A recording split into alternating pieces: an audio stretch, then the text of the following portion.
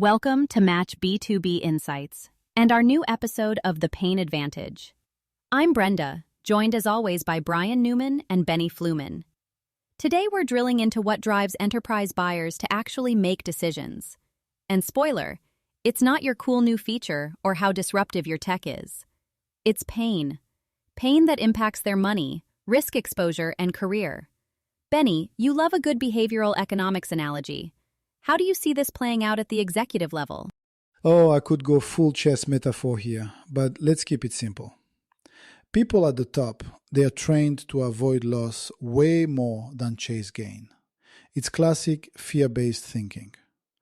They might claim they're looking for innovation, in quotes, but 9 times out of 10, what moves the needle is some pain or risk they can't ignore. Money, risk, professional reputation, all tied together. If you forget that, you're not even playing the same game. I totally agree. I see this every quarter when I work with early-stage founders. Most still lead sales calls with, here's what we built. But what we really see in enterprise is a much heavier focus on what could go wrong if they don't act. Procurement teams evaluate under stress, under time pressure. And when there's an executive in the mix worried about a missed quarter, the safe bet always wins unless you can make the pain of inaction bigger than the pain of change. And you can see this in win-loss calls too. When a company buys from an underdog, it's usually because that team showed how their solution removed a risk or a headache the incumbent just glossed over. It's rarely about features. It's how you frame the stakes. Let's build on that. Why does talking too much about yourself actually kill deals? Brian, you've worked with so many SDR teams. What's the damage when teams keep pitching features? It's pipeline poison. I'm blunt about this. When messages start with "we are" or "our product does," you lose the buyer immediately. They're skimming for "what happens if I ignore this email?" and you're giving them an excuse to tune out. We see real impact on conversion rates. Feature-first messaging in SaaS and cyber drops meeting rates by half. Financially, it means you leave millions on the table. Bingo. Every client deck I see where feature comes before risk, those guys struggle. Also, buyers are getting jaded. Global buyers, they sniff out sales fluff instantly. They want to know, does this solve something burning, or are you just another slide in my inbox? And if you actually audit vendor websites, especially in tech, most of them sound exactly the same. The buyer's first thought is, why should I care? If you're not making that leap for them, you're out. So what about value-based selling then? How do we move past the feature game? Benny, can you walk us through how teams actually operationalize this? Yeah, happy to. Step 1, quantify the impact every single time. Don't tell me you're more efficient. Give me numbers. We save you 8,000 hours annually, not we improve processes. Strong teams build their sales story around real business metrics. And top GTM teams, they force sales, marketing, and product into one room and align around pain and outcomes. Nobody gets to escape with generic talk. Yeah, you can hear the difference on live calls. The best teams have hard numbers ready, cost savings, risk mitigation, time to value. And they use calculators or ROI tools in the first conversation, so it's not just hypothetical. Plus, you see teams winning big by documenting how much money is lost if that pain isn't resolved. Internal alignment is key. Otherwise, you end up with sales talking about pain, but marketing still shipping fluff. Let's turn to frameworks. JTBD is everywhere now. Benny, you're a fan of jobs to be done for finding real customer pain. How are teams using it well? Oh, this is my jam. Best use of JTBD is as an interview discipline. Not what feature do you want. Instead, tell me the last time you hit a big roadblock. You want those moment of trigger stories, like what was the breaking point? Then you actually lift phrases from your customer and use their language in your messaging, not your sanitized version. I've seen fintech and logistics teams do this with huge results. When you repeat the customer's own pain, they listen. Yeah, in cyber it's even clearer. If you get the buyer to admit, "We lost sleep after the last breach," and you quote that, suddenly the urgency is real. Case studies always back this. When teams use authentic trigger stories, deal momentum shoots up. So, speaking of trigger events, Brian, what does a real buying trigger look like in enterprise? Crises still drive most big deals. Regulatory audit, system failure, new competitor, something snaps. But even outside crisis, it's patterns.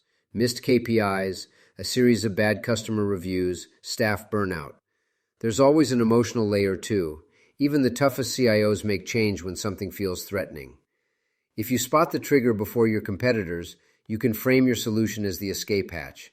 That's how deals get made, right there. And don't forget, sometimes the trigger's hidden. Your job is to surface it, name it, and turn it from a quiet pain into a "we can't live with this anymore" moment. That's when the urgency gets real, fast. Let's get tactical, building a real pain matrix for your customers. Benny, how do you map this out for clients? Start by mapping pain by persona. What's killing the CMO? What's bugging the ops team? Then go department by department. The magic is when you slap actual monetary values on each pain, like this workflow problem costs $2 million a year, not it's a hassle. And crucially, you look for internal friction. Finance might want lower risk, while marketing wants faster campaign cycles. Use that conflict as part of your GTM story. Our product settles the argument. Yeah, I always see friction between IT and lines of business. The best messaging plays both sides and shows you understand what matters to each. Use your pain matrix to completely rethink your messaging. If you can't, your whole narrative needs a refresh. Let's zoom out. Digital transformation is a buzzword, but it's also essential. Brian, from your view, what separates the winners here? You've got to start with a real digital strategy that's actually tied to long-term business goals, not just "let's buy tech." Tech is only useful if it increases operational efficiency or improves the customer journey in measurable ways. Smart companies leverage data analytics for every decision, knowing how customers behave and where the bottlenecks are. But honestly, the biggest thing, you can't forget the people. The change management piece, train everybody, communicate, get buy-in. Otherwise, your new tech just sits on the shelf. Totally. I like to see teams run workshops, real hands-on, not just a memo. It's all about getting everyone comfortable adapting so tech adoption doesn't stall out. Companies that invest in culture and process, not just platforms, move faster, every time. Benny, how do you flip messaging from "here's our product" to "here's your outcome"? Number one rule, stop with "we do X." Instead, say, "you avoid Y." Like, don't tell me you're a new database. Tell me, no more 2 a.m. outages. Outcomes are always specific to industry: security, compliance, top-line revenue.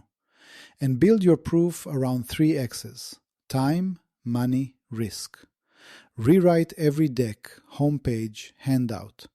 The goal is, if the buyer skims for 3 seconds, they get, "Here's what I avoid, here's why it matters, here's my proof." Yeah, even quick wins on deck rewrites shift perception. Just move the pain and the outcomes to slide 1. Push features, architecture way down. That's what sticks with buyers. Let's talk about what happens when value isn't clear. Brian, what do you see with lost deals? Long sales cycles are the cost you see right away. Every quarter a deal stalls. That's future pipeline gone. Even worse, uncertain buyers go with no decision, and it's almost never because of one objection. It's just not clear what's at stake. Patterns show pipeline drop-off mostly comes from unclear ROI. CFOs especially are looking for a cost of inaction analysis. If you don't provide it, they don't sign. Absolutely. I say this to founders all the time. Put your CFO hat on and ask, what's the cost if we do nothing? If you can't answer that for your buyers, why should they buy now? Let's shift to trust. How does pain language actually build credibility? First meetings are won or lost in the first 3 minutes. If you open by naming a pain that's real, specific, and costly, buyers feel you get them. Nod to their industry stressors, not your tech. You become a partner, not just another vendor. Show a slide with, "Here's what we see killing margins in your market." That does more for trust than any credential. But, and it's a big but, if you bluff or use generic pain, buyers switch off instantly. Trust is gone. We've all seen those template slides, right? We solve your digital challenges. Meh. But when you show you felt their specific pain, late deliveries, failed audits, whatever, the room leans in. Trust is all about relevance and specificity. Let's anchor all this with a real example. Benny, talk us through Sentinel-1. What set them apart early on? Sentinel-1's genius was reframing what they sold. Not just AI-based endpoint detection. They promised no more ransomware fear, which is career insurance for a CISO. Their whole GTM message was about risk reduction, making buyers the hero who saved the company from headlines. That narrative got investors excited too, because it signaled big, non-technical value. Early GTM wins? Every campaign started with customer fear, not feature lists. And that's why their story resonated. Investors saw risk reduction as a market mover. They actually shifted the conversation industry-wide from tech to outcome. Switching gears, what about Snowflake and consumption models? Brian, what did they do differently with pain in their messaging? Snowflake nailed it by making only pay for what you use a risk and cost avoidance move, not just a pricing curiosity. For data leaders sitting on ballooning cloud bills, that message was a lifeline. They showed how unsolved cost overrun pain was replaced with flexible pricing, changed how buyers saw their own budget pain. Yeah, and for a lot of buyers, it wasn't about features. It was about the horror story of next month's unknown costs. Their message solved that anxiety first. Let's talk stakeholder spaghetti. Benny, how do you uncover pain when you're selling into a room full of competing interests? Good one. Multi-stakeholder deals stall because everyone's pain is different. Listen for crossfire. Compliance, finance, operations, they all have different worries. The trick is to rank pains. Find the one that the most powerful stakeholder loses sleep over. Map the network. If you can align on the pain that really matters, you've unlocked the deal. And watch out for the influencer you don't see, the assistant, ops manager. Sometimes they're the true pain barometer. Ignore them and your deal dies quietly. Pricing, a hot button for any SaaS GTM leader. Brian, why do companies with outcome-first pain messaging win premium prices? If you anchor price to risk or cost avoided, we save you $200,000 a year, then a $20,000 price tag suddenly looks like a bargain.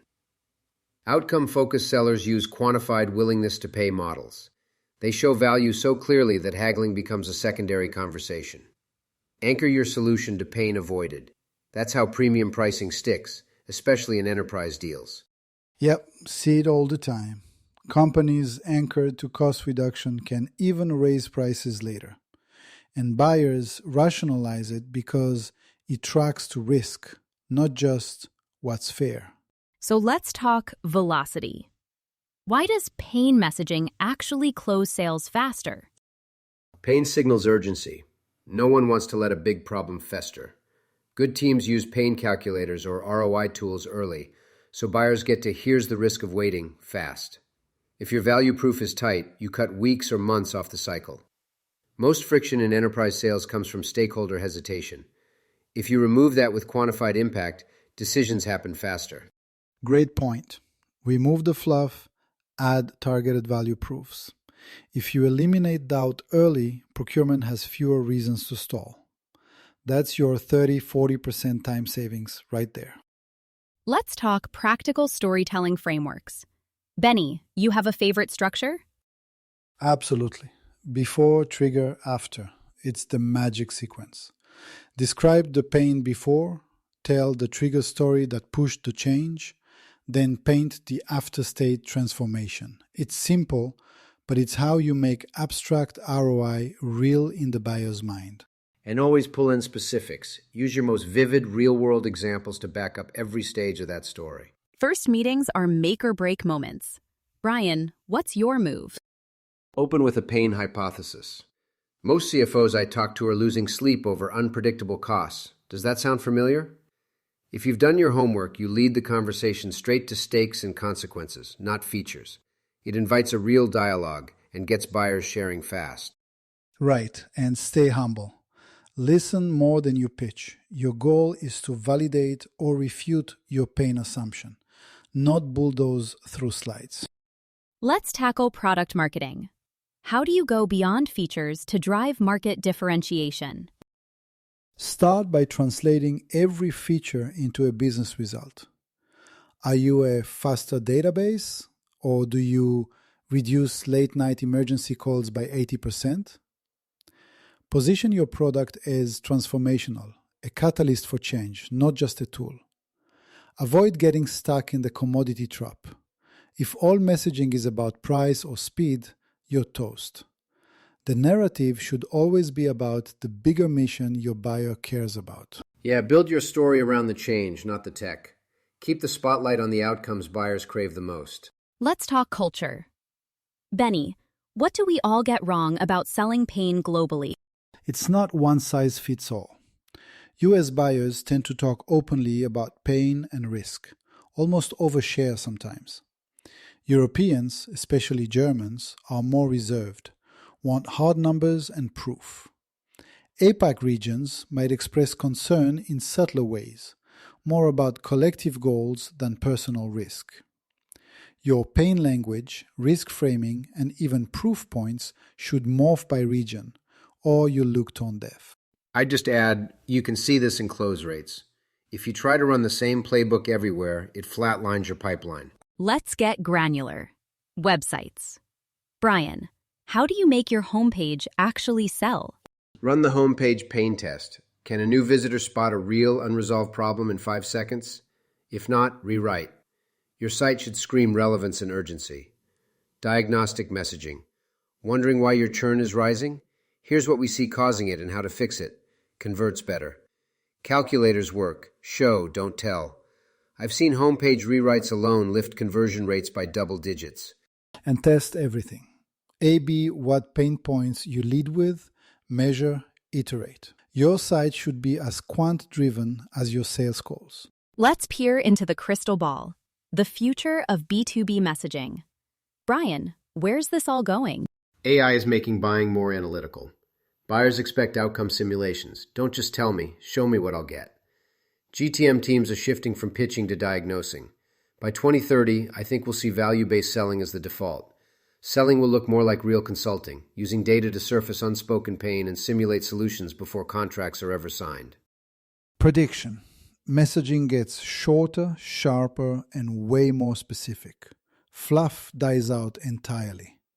Data-driven pain stories win everything. Let's zoom in. Why do most value props flop, even when the product is strong? The biggest fail is cognitive mismatch. Companies define value by what they built, not what buyers count as valuable. You fall into the generic statement trap. We help businesses grow. Nobody buys that. You win when you're specific. We help finance teams cut manual reporting hours by half. Use numbers, direct proof, and social validation to bridge the gap between seller and executive buyer. Pressure test your pitch with real execs, not just your product team. Yeah, weak value props are wishy-washy. Strong ones are painfully concrete and withstand scrutiny. Always back your claims with evidence or you lose trust instantly. Benny, what's the political layer in big enterprise deals? How does pain really get filtered? Big deals live and die by internal alliances. Power structures hide influencers. The guy you never meet can block your deal if his pain isn't addressed. At each level, exec, director, manager, the same pain can mean completely different things. Navigating this takes mapping political risk before your first call. Look for alliances, resistance, and be ready to tailor your pain story at every altitude. Yeah, if you miss the internal politics, your deal can get kneecapped late. Pain has to be felt not just at the top, but across the network of real blockers and champions. Let's dig into the holy grail, strategic partnerships. How do you earn that status? Suppliers sell products. Partners own business outcomes. The difference? You show up to board meetings with proof you've moved KPIs, own part of your client's mission, and adapt your approach proactively. Companies that cross into partner status see bigger deal sizes, longer renewals, and less pricing pressure. You become indispensable when your client sees you as a co-owner of their pain, not just a vendor with a quota. Absolutely. Behavior matters. The more you behave like an insider, the more you become one. That's what strategic perception really buys you. Brian, what kills deals late in the funnel? Customer anxiety. Any moment of confusion, fear, or doubt, even small friction, can stop a big deal cold. The number one killer of late-stage deals is anxiety about risk. The most effective messaging and sales assets reduce that. Show forward visibility, detail step-by-step what happens next. Every evaluation experience should remove guesswork and make the buyer feel in control. Totally agree. Anxiety hides in the unknown. If every part of your funnel feels transparent, buyers move forward with confidence and certainty. So quantifying proof. What's required to earn executive confidence? CFOs and CEOs need hard validation. Use total cost of ownership, ROI, and risk mitigation metrics. Show not just the upside, but what's avoided. Turn operational numbers into board-level stories. Independent benchmarks, credible third-party data, are huge. Real world. The seven-figure deals always come down to financial proof that passes the sniff test. No numbers, no deal. And use real customer examples. Company X saved $2 million. That's what shifts big deals. If you can't quantify, you're not ready for the exec table. So many deals stall out to no decision. What's really going on? It's status quo bias. Over 40% of opportunities die because doing nothing feels safer than risking failure. Loss aversion is real. Buyers fear making a bad move more than missing a win. To break out of that trap, you need to reframe inaction as the biggest risk. Show what customers lose by standing still, not just what they get by moving forward. Case in point, companies that master this pattern turn no decision into real pipeline. Yep, all about making the cost of doing nothing so concrete, buyers feel urgency.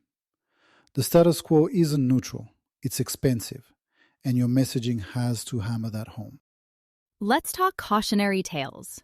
Benny, what do we see when companies ignore pain in their GTM? It's always the same pattern. Great tech, weak pain narrative, slow adoption. I've seen companies miss big opportunities because they bet on features, not what kept customers up at night.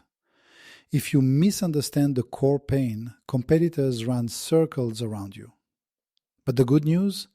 I've seen smart teams recover, pivot the messaging, refocus on true customer stakes, claw back market share. You have to stay humble and listen, always. Yep, repeating patterns in every industry. The winners are relentless about quantifying pain, not just talking about transformation. Final thought for today. What does it take internally to really become a pain-driven organization? It starts at the top. If you don't have executive sponsorship, you're sunk.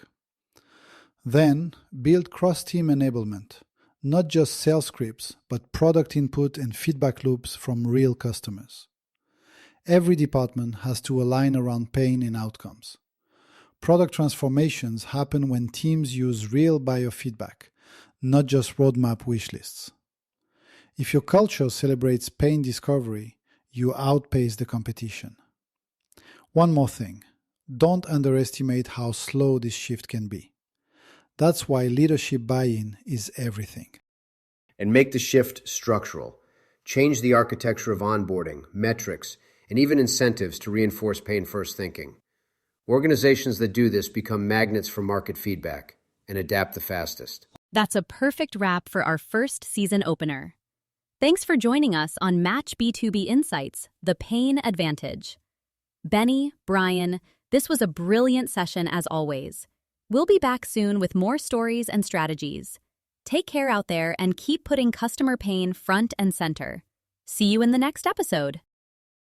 Thanks, Brenda. Always a pleasure. Benny, good as ever. Thanks both. Great to dig deep with you. See everyone next time.